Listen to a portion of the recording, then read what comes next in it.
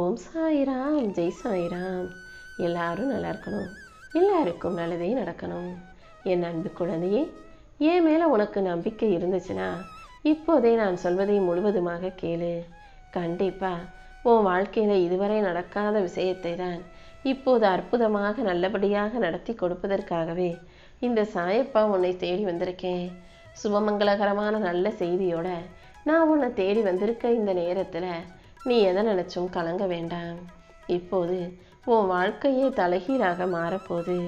இதுவரைக்கும் எது நடக்காது கிடைக்காதுன்னு யோசிச்சியோ அதை இப்போது நல்லபடியாக நடத்தி கொடுப்பதற்காகவே இந்த சாயப்பா உன்னை தேடி வந்திருக்கேன்.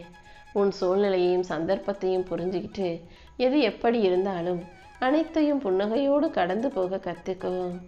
அதே போல எல்லாரும் நல்லவங்கன்னு எல்லாரையும் கண்மூடித்தனமாக நம்பிட வேண்டாம்.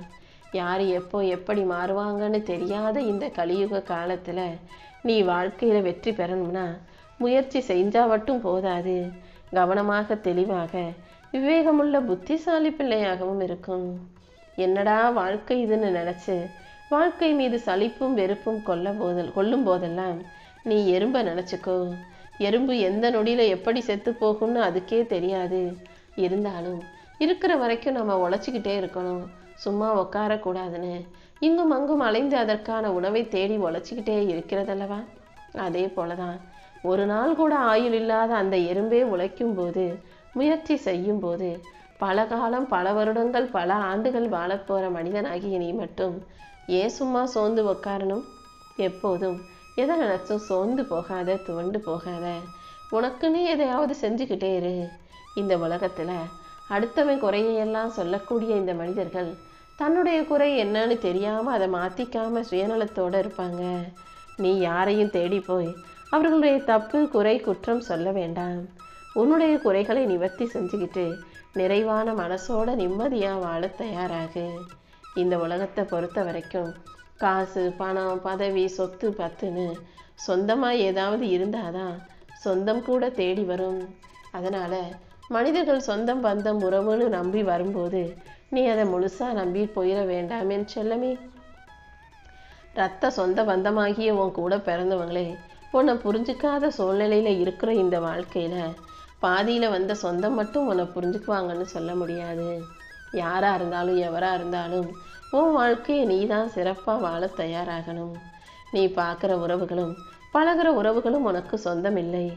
பாதி பேர் வேஷம் போட்டு பாசம் வச்சிருக்கா மாதிரி நடிக்கிறவங்களா இருக்காங்கன்றதை புரிஞ்சுக்கோ. வாழ்க்கையில் கஷ்டங்களும் காயங்களும் இல்லாமல் வாழ்க்கை உனக்கு எதையும் கற்றுக் கொடுக்காது. எல்லா பாடங்களையும் கற்றுக்கிட்டு கடந்து வர தயாராகு. உன் கண்களில் கண்ணீர் வழியும் போது யாராவது வந்து உனக்கு ஆறுதல் சொல்லணும், தைரியம் சொல்லணும்னு எதிர்பார்க்காத. உன்னிடமே விரல்கள் இருப்பதை மறந்து அடுத்தவர் வந்து உன் கண்ணீரை துடைக்கணும்னு ஏன் எதிர்பார்க்குற? உன் விரல்களை வச்சு உன் கண்ணீரை துடைச்சிக்கிட்டு அடுத்தடுத்து செய்ய வேண்டிய வேலைகளை செய்ய தயாராகு. யாராவது உன்னை வேணாம்னு வெறுக்கும் போதே நீ விலகி நின்றுடணும் என் செல்லமே. ஏன்னா அடுத்தவங்களுக்காக நீ அவங்க தான் வெறுக்கிறாங்க, நம்ம எப்படியாவது அவங்கள நமக்கு பிடிச்சது போல செஞ்சிடலான்னு மறுபடியும் ஓடி ஓடி போய் நீ என்னதான் நல்லதையே செஞ்சாலும் அவர்களுக்கு பிடிச்சதையே செஞ்சாலும் கூட அவங்க உன்னை வெறுக்க தான் செய்வாங்க. அதனால் யாராவது உன்னை ஒதுக்கி வைக்கவோ ஓரங்கட்டவோ நினைக்கிறாங்கன்னு தெரியும் போதே நீ ஒதுங்கி நிற்கிறது தான் உனக்கு நல்லது. நேற்று வரைக்கும் உன்னை முக்கியம்னு சொன்னவங்க இன்னைக்கு நீ யாரோ நான் யாரோங்கிற மாதிரி கூட நடந்துக்கலாம். யார் அப்படி உன்னை விட்டு விலகி போனாலும் நீ சற்றும் யோசிக்காமல் விலகி நின்றுடு என் செல்லமே. இந்த சாயப்பா உனக்கு துணையாக இருக்கும்போது நீ எதுக்காகவும் கலங்க வேண்டாம். உன் வாழ்க்கையில் உனக்கான அனைத்தையும் சிறப்பாக நடத்தி தர வேண்டியது என்னுடைய பொறுப்பு. சில நேரங்களில் சில பேர் கோபப்பட்டால் கூட தாங்கிக்கலாம். சிரிச்சுக்கிட்டே ஏமாத்துகிற சில போலி புன்னகைகளை தான் தாங்கிக் கொள்வது கடினமாக இருக்கும். இந்த உலகத்தில் யாராக இருந்தாலும் எவராக இருந்தாலும் நீ தான் உன் வாழ்க்கையை கவனமாக கையாள கற்றுக்கணும். முடியாதுன்னு சொல்ல வேண்டிய இடங்களில் முடியாதுன்னு உடனே சொல்லிட்டினாலே உன் வாழ்க்கையில் பிரச்சனைகள் வராது. எப்படி இதை தவிர்க்கிறது, எப்படி முடியாதுன்னு சொல்கிறதுன்னு யோசிச்சு அதை ஏற்றுக்கிட்டு நாளைக்கு நீ கெட்ட பேர் வாங்கக்கூடாதுன்றதுக்காக தான் சொல்கிறேன். யாராவது சிரித்தாங்க நல்லா பேசுனாங்கன்னா உடனே அவங்கள நல்லவங்க நீ நம்பினா அப்புறம் அவர்களை விட துன்பம் உனக்கு தான் அதிகமாக வரும். அதுவும் அவர்கள் மூலமாகவே வரும். யார் சிரித்து பேசினாலும் நீ அப்போதுதான் வாழ்க்கையை ரொம்ப கவனமாக கையாள கற்றுக்கணும். ஏன்னா சிரித்து பேசுகிறவங்கெல்லாம் மனசில் எதையோ வச்சுக்கிட்டு தான் ஒரு எதிர்பார்ப்போடு உன்கிட்ட வந்து பேசலாம் என்பதை புரிந்து கொள். இந்த உலகத்தில் மாற்றமும் இல்லை, மகிழ்ச்சியும் இல்லை. என் வாழ்க்கை முழுவதும் ஒரே கஷ்டமாக இருக்கேன்னு நீ புலம்பியதை கேட்டுட்டு தான் உனக்கான நல்லதை செய்யணும்னு இந்த சாயப்பா ஓடி வந்திருக்கேன். இதுவரைக்கும் நடக்காத பல விஷயங்களை இப்போது நல்லபடியாக நான் உனக்கு நடத்தி கொடுக்குறேன். ஒருத்தரை உனக்கு பிடிக்கும்னா அவங்ககிட்ட போய் நேரடியாக எனக்கு உங்களை பிடிக்கும்னு சொல்லாமல் உன் செயல்களை அவர்களுக்காக சிறப்பாக செய்து காட்டிவிடு. ஒருத்தரை பிடிக்கலைன்னா அவங்கள பிடிக்கலன்றதை வேண்டா வெறுப்பா செயலில் காட்டாமல் முகத்துக்கு நேராக சொல்லி ஒதுங்கிவிடு என் செல்லமே. உன் மேலே யார் கல்லை வீசினாலும் அமைதியாக பொறுமையாக அந்த கல்லை சேர்த்து வச்சுக்கிட்டே இரு. நீ திருப்பி வீசுறதுக்கு உனக்கு ஒரு சந்தர்ப்பம் கிடைக்கும். யார் உன்னை ஏளனமாக எகத்தாளமாக பார்த்தாலும் பேசினாலும் நடத்தினாலும் கண்டிப்பாக அவங்க கண்ணு முன்னால் உன் வாழ்க்கையை நான் மாற்றி காட்டின பிறகு நீ அதையே அவர்களுக்கு செய்வதற்கு ஒரு சந்தர்ப்பம் வரும். ஆனால் பழிவாங்க சந்தர்ப்பம் கிடைச்சாலும் திரும்ப குத்தி காட்டுறதுக்கு வாய்ப்பு கிடைச்சாலும் நீ யாரையும் பழிவாங்கவோ குத்தி காட்டவோ நினைக்காதே. படித்தவர்கள் மாதிரி காட்டிக்கிறத விட படித்தவங்க மாதிரி நடந்துக்கிறது தான் நல்லது. என் அன்பு பிள்ளையான நீ அறிவாளித்தனமாக புத்திசாலி பிள்ளையா படித்த பிள்ளையா இருக்க. அப்படி இருக்கும்போது நீ யார் மனசும் நோகும்படி நடந்து கொள்ளாதே. எதிரியை கூட நம்பு, ஆனால் உறவுகள்னு சொல்லிக்கிட்டு இருக்க சொந்த பந்தங்களை நம்பாதே.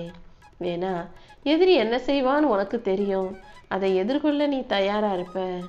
எதிரி கொடுக்கும் வழியை விட உறவுகள் கொடுக்கும் வழி மிக கொடுமையானதாக இருக்கும். ஒரு விஷயம் கிடைக்காத வரைக்கும் அதையே பெருசாக நினச்சி ஏங்கி காத்திருப்ப. அது கிடைச்சிருச்சுன்னா வாழ்க்கை மிக அற்பமானதாக தோன்றிவிடும். இல்லாத ஒன்றையே பெருசாக நினைக்காம இருக்கிறத பெருசாக நினச்சி வாழ ஆரம்பி. ஒரே ஒரு முறை நீ நினச்சது போல சில விஷயங்கள் நடக்கலைன்னா மற்றவங்களை காரணம் சொல்லலாம். எப்போவுமே நீ நினச்சது போல விஷயங்கள் நடக்காத போது நீ தோத்துக்கிட்டே இருக்கனா அதுக்கு நீ செய்கிற ஏதோ ஒரு காரணம் தப்புதான்றதை புரிஞ்சுக்கிட்டு அந்த தப்பை திருத்தி கொள்ளவும் மாற்றிக்கொள்ளவும் தயாராகு. எப்போதுமே தப்பையும் பழியையும் அடுத்தவங்க மேலே போடாத. எது நடந்தாலும் அதில் உன்னுடைய பங்கு நிச்சயமாக இருக்கும்னு யோசி. உன்னை அழுக வைத்தவர்களை மறந்துவிடு. ஆனால் அவமானப்படுத்தியவனை மறக்காம அவன் முன்னாடி நீ வாழ்ந்து ஜெயிச்சு காட்டிடு என் செல்லமே. எனக்கு மட்டும் ஏன் சாயப்பா இவ்வளவு கஷ்டம்னு என்கிட்ட வந்து கேட்காத. உன்னை விட கஷ்டப்படுறவங்க இந்த உலகத்தில் நிறைய பேர் இருக்காங்க. அதனால் இதை தாண்டி நீ வெளியில் வர முடியும்னு நம்பு. உனக்காக உன் வாழ்க்கையை நீ எதிர்பார்த்ததை விட அழகாக வடிவமைச்சு உன் கைகளில் கொடுக்க தயாராக இந்த சாயப்பா காத்துக்கிட்டு இருக்கேன். நிச்சயம் எல்லாமே நீ நினச்சது போல நல்லபடியாக உன் வாழ்வில் நடக்கும். தப்பை சரியாக செஞ்சவன் நல்லா தலை நிமிர்ந்து தைரியத்தோடு வாழும்போது நல்ல விஷயத்தில் ஒரு சில தப்பு பண்ணிட்டன்றதுக்காக நீ தலை குனிஞ்சு வாழ வேண்டிய அவசியமில்லை. கண்டிப்பாக நீ தலை நிமிர்ந்து தன்மானத்தோடு வாழ்ந்து ஜெயிக்கும்படி இந்த சாயப்பா உனக்கு வழிகாட்டுறேன். வாழ்க்கையில் உன்னை விட நல்ல நிலைமையில நல்ல வாழ்க்கையை சொகுசாக செல்வமாக நிறைய பேர் வாழலாம். ஆனால் உன் வாழ்க்கையை அவங்க கையில் கொடுத்துருந்தா அவங்க இந்த அளவுக்கு சிறப்பாக வாழ முடியாது. உன் வாழ்க்கையை நீ சரியாக சிறப்பாக வாழ்ந்து கொண்டிருக்கிறாய். அப்படி இருக்கும்போது இன்னும் உனக்கு தேவையான பணம், பதவி, அந்தஸ்து, அதிகாரம், பேர், புகழ், பெருமை என அனைத்தையும் நான் உனக்கு கொடுப்பேன். எந்த கவலையும் இல்லாத நிம்மதியான மகிழ்ச்சியான வாழ்க்கையை நீ வாழும்படி இந்த சாயப்பா உனக்கான நல்ல விஷயங்களை நடத்தி கொடுப்பேன்.